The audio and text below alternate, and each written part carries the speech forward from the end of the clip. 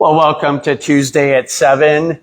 We are so happy that you've joined us today because if you've been down in negative space, and I've been down here several times, you have walked by Linda's work and probably were mesmerized by it just like I am. And we welcome you folks here. Linda, we started right off at this very large piece of work. Yes. Tell us how long you've been sculpting wood. Well, it's a combination of sculpting with wood and clay, actually. Oh. So it's a self-taught technique that I found along the way and developed over about 2 years' time. Gotcha. Yeah. Well, we encourage you guys to join us today. If you joined us last week, we were with John Thomas, and he is a prop maker, mask maker. And if you shared that interview last week, and then your name is in this hat, and he offered a pumpkin. And if your name is chosen, you want to just go ahead and choose the winner of that carved pumpkin? That winner is Sabrina Raven. Sabrina! Oh, this is perfect. Sabrina. Sabrina has been on the show. It's been 5 years, 7 years maybe. And she shares all the time. So thank you, Sabrina. And it was a great interview. It'd be a good one to go back and check out. But we're here today. But as we start, but in the Tuesday at 7 vaults, we've got all kinds of great stuff. And we encourage you guys to share. In the very bottom left-hand side of your Facebook screen, there's a share button. It's an arrow. And when you press that button, you could share it to your friends list, which is what we're hoping for, or you could share it to a group or share it to an individual. And I know that there's some great stuff to be learned here. And when you share, next week we're going to give away some Tuesday at 7 back stock. Mm-hmm. And we're going to throw 2 or 3 things in there. So that's maybe even more valuable than our typical giveaways. But the other thing is, whether you're watching the live version or the recorded version, we encourage you to go ahead and put in comments or questions. We have Beth behind the camera, and even if it's a recorded session, we can respond to that as well. So thank you for joining us. But Linda, thank you for taking us on a tour. Tell us where we're at. We're at Negative Space Gallery, and my little corner of the world is called Adrift. So, yeah. And Negative Space is an Asian town, right? Asian town building down here. 38th and Superior. 38th and Superior. We've done a couple interviews here, and I think our most recent one, we did one with Jimmy, we did one with the Viva Dance, we've done one with Gotti, and we've been, I'm so excited to do this one because I really love your work. Thank you. Beth started off on this large piece here. Beth, the one take. I mean, this one is almost 6 foot tall. Yeah. Tell us about this piece. So this particular piece is one of the early larger pieces that I felt guided to, get into larger. I don't know why, because it's not really convenient to make large pieces, and it takes a lot of commitment to sell, for someone to purchase a large piece too. So they hang out a little bit longer than the smaller ones, but regardless. And kind of a marquee. As people walk in, they're like, whoa, what is this? And it kind of draws them into your space here. Yeah. So most of my figures are female. Most people are curious about that. And yeah. Why? Why is that? I think that I grew up with a mother who female form was all over our house. She got into Art Nouveau, and she really loved female form. So I don't know. I just felt like the wood really contained more of a feminine kind of energetic than I have a few males, but yeah. That's certainly a great explanation. I know that there's such a, it's so important to me right? And I think to others to have parents or loved ones that support our arts. Oh yeah. Now, I would imagine that growing up around it was a big impact with you. Did you have formal training? Did you go to college? I have my training was in photography. Oh.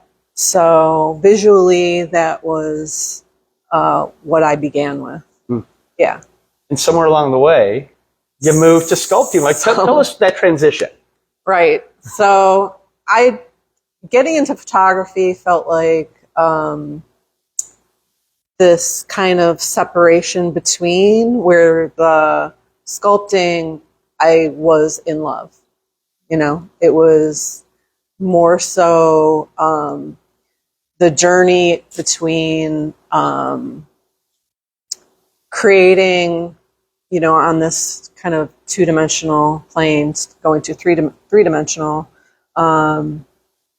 really, really, really interested me in finding most of my inspiration through nature. So that was, you know, kind of the beginning of transitioning into something more interesting to me, more personal to me. So, yeah.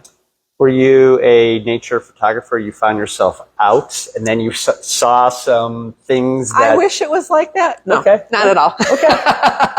Not that clean cut. Yeah. I was more, the first time I found something that reminded me of, you know, kind of a human form within the wood, that was the light bulb of, oh, this looks like, you know, how we do when we're searching for sea glass or we're just out in nature collecting things. You know, it's kind of within our nature to do that, to be foraging and looking for something of value within nature, you know.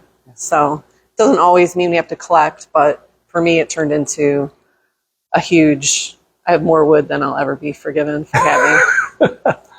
Take us on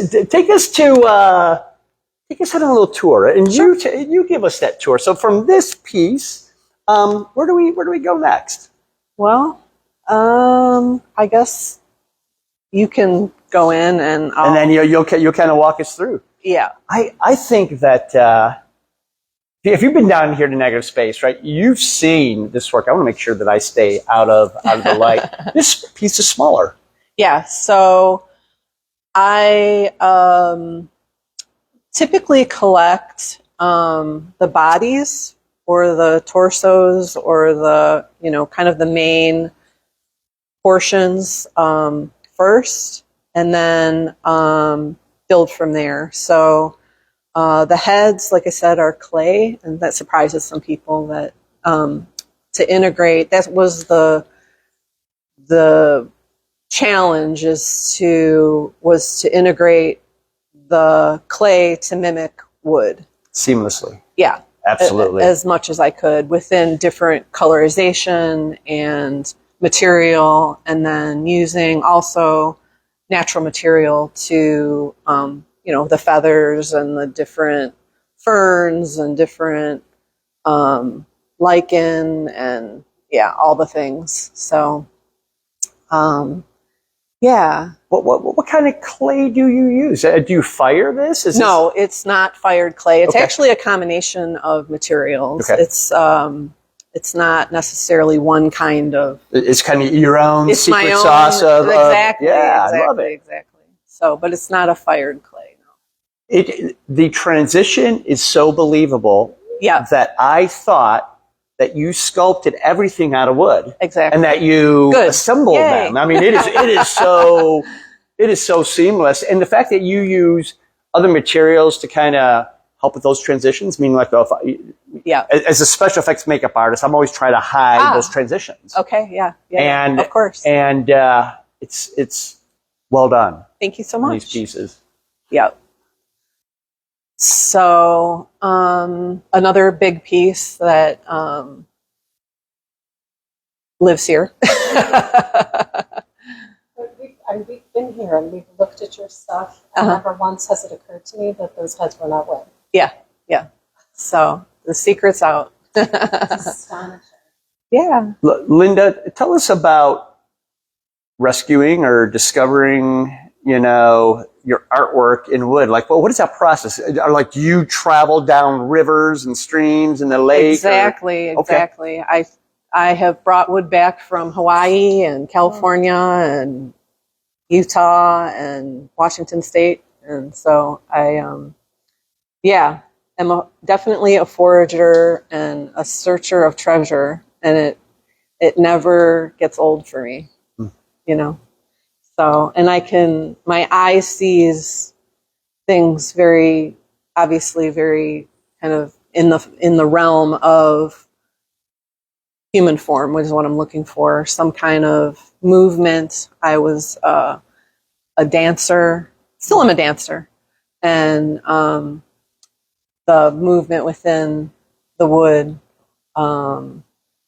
allows me to fill that kind of space too, where, I can. That's all it is. That's just movement. That is yeah. Right there. So when you grab a piece of wood, are you already kind of seeing? I'm already. You're already seeing your finished piece. That's what the photography allowed me to do, is kind of pre-visualize things and be able to piece together the end result and come into those processes of each piece having its own form and ability to convey. So hopefully I've been doing this for about 8-9 years now. And hopefully that's what I'm doing, is conveying beauty through nature first. Yeah. And then, the form of human form of some sort. Yeah. Some animals, I have a few little animals, but mostly female form. Mostly female form. There's a rare male figure. Little guy there. Do you incorporate other materials? I know perhaps for the base, right? I see some some brick maybe the brick, rescued out of Lake Erie. The brick is also found from mostly Lake Erie. It's amazing how much brick has been discarded in the lake. And then,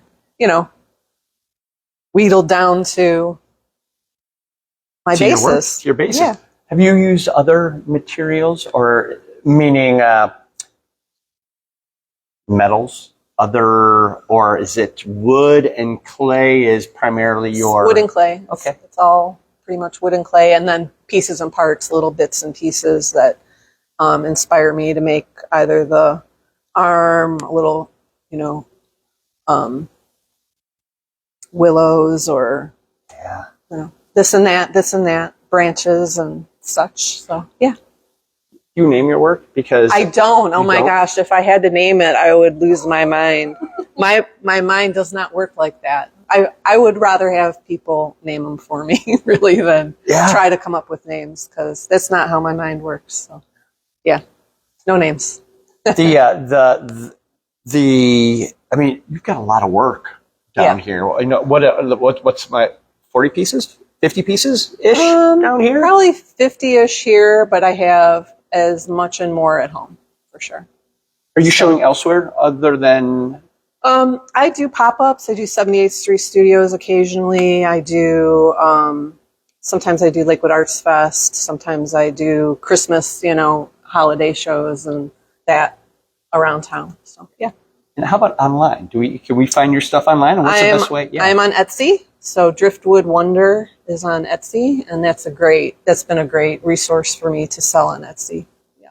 As Beth is multitasking, she is marking that down right here in the live comments. So she'll get that set.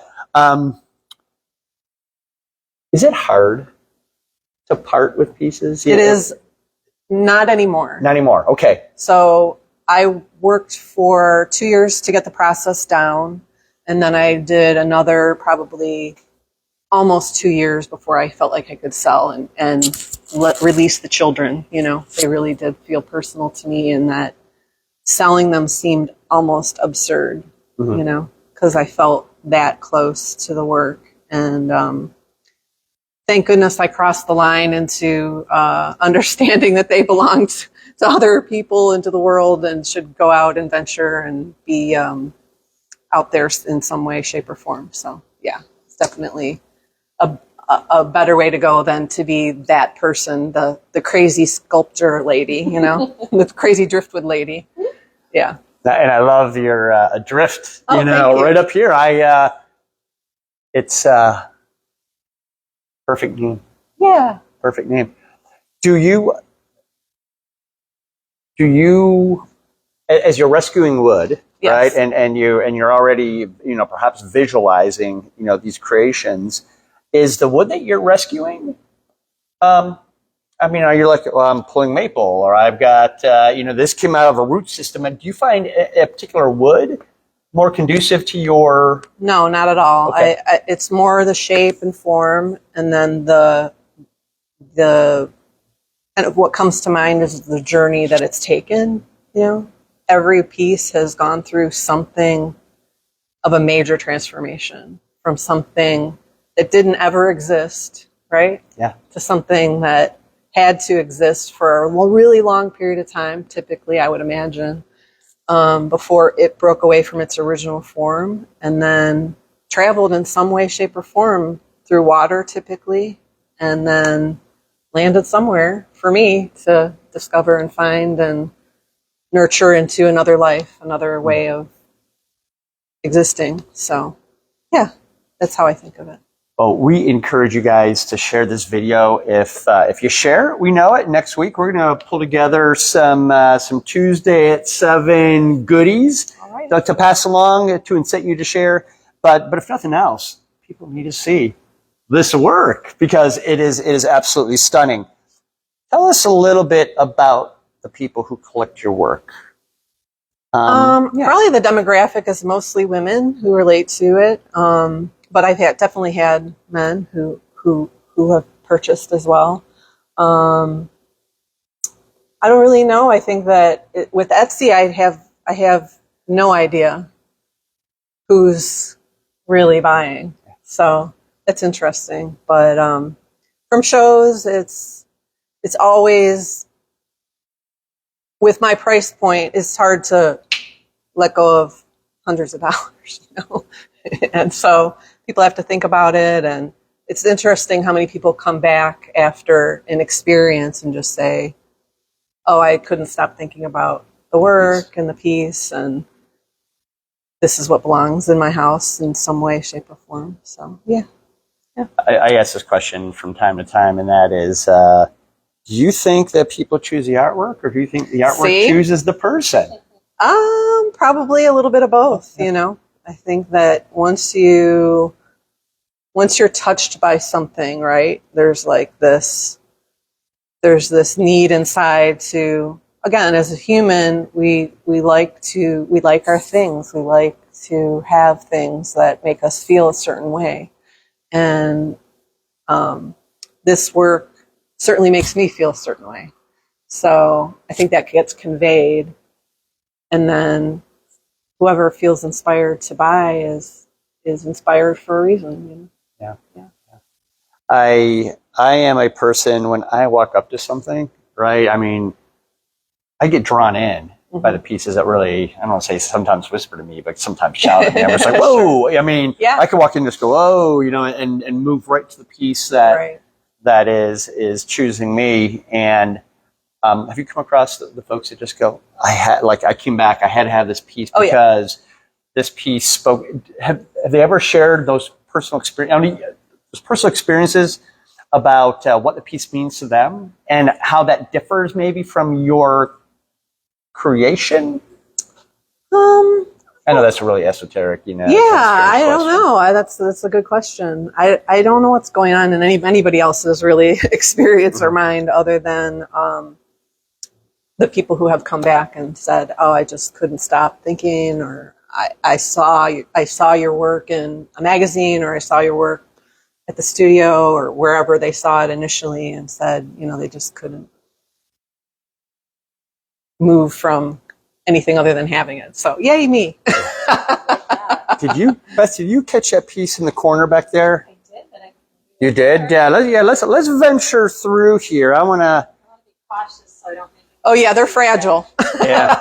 It's not just that, but when I'm turning around, I don't want to make anyone sick. Oh, right. For sure. This is a larger piece too. Yeah, that's a medium. That's more of a medium. When I started getting into something other than, the smaller ones. Yeah. Yeah.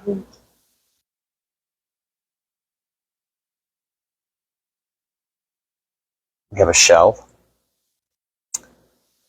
It's yeah. What is that? Fossilized. A fossilized.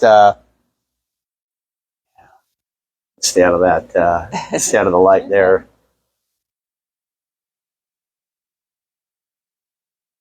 Yeah. Is this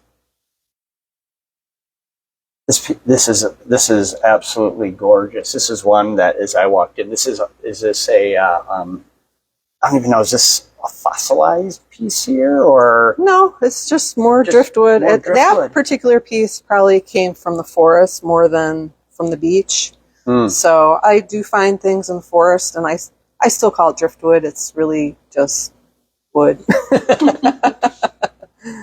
The piece is absolutely Thank you. absolutely wonderful. Yeah. When how often do you go out hunting? Well, I don't know if that's the right word. Maybe right. Yeah, foraging. I think Foraging? I say foraging. Yeah. So it just depends. Whenever I travel, I definitely go out and I look for more unique pieces beyond. I've stopped foraging as much because I have so much supply. Again, like Lakewood, City of Lakewood was very unhappy with me, so I had to deal with them and clean myself up and get myself within the ordinance of the city. So because they didn't know that you were a they didn't care. They knew they didn't care. They know they didn't care.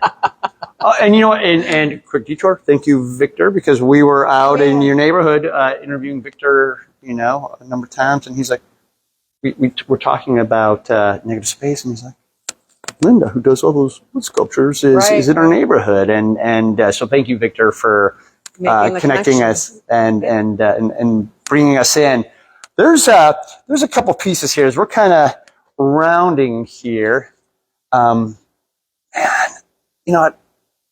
I have certainly the dance, and that piece right there is absolutely stunning. You said that you dance and did some other dancing. What kind of dance? So I do West Coast swing. Oh, and Lindy Hop, and those are my two favorite. I do a little bit of blues dancing. And so that's definitely an influence on the work and keeps me sane as well. Movement is my sanity. So, yeah.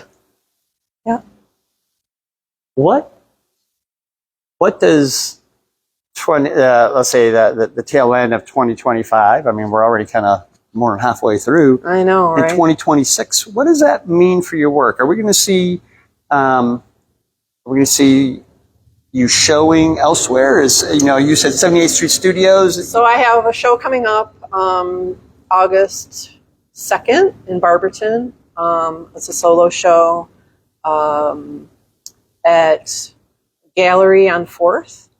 So that'll be a fun month-long exhibition. So all my peeps in Akron can finally not have to travel all the way up to Cleveland. I don't know why it's so hard, but so that's an upcoming event that I'm excited about. Are some of these pieces gonna take a trip to Summit County, or are we going to see some things that I'm sure we're going to see some things that we haven't seen before. So a few of the larger pieces are going because she wants some larger pieces, but a lot of my traveling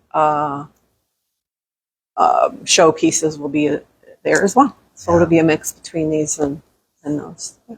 We'll make sure to grab the link for that show and make sure that we connect the audience with your work. Great. Have we seen these last couple pieces here, Beth? So as we're kind of rounding third here, most of your pieces would it be accurate? Most pieces stand up.